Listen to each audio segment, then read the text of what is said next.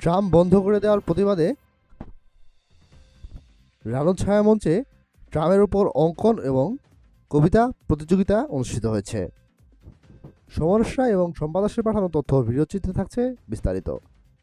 আজ 19শে জানুয়ারি রবিবার ঠিক দুপুর 1টায় রবীন্দ্র সনদ সংলগ্ন রানো ছায়া মঞ্চে কাল্লোকাটা ট্রাম ইউজার্স অ্যাসোসিয়েশনের উদ্যোগে ট্রাম তুলে দেওয়ার প্রতিবাদে অঙ্কন এবং কবিতা প্রতিযোগিতা আয়োজন করা হয়।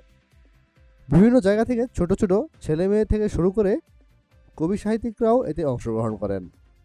শুধু তাই নয়, শিল্পীরা একটি সুন্দর ট্রামের মডেল তৈরি করেও মানুষের সামনে তুলে ধরেন ট্রাম যেন পুনরায় ফিরে আসে।